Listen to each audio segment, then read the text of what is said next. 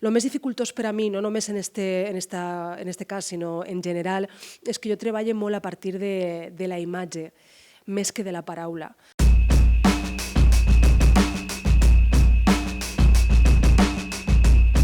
A partir de la imatge, a partir de les accions. Este és un muntatge bàsicament de paraula i jo he de trobar esta combinació entre la paraula com a suport de la narració i també la imatge, el moviment i com encaixar estos dos llenguatges que no són diferents, són complementaris, però he de buscar la manera d'articular per a que siga un todo.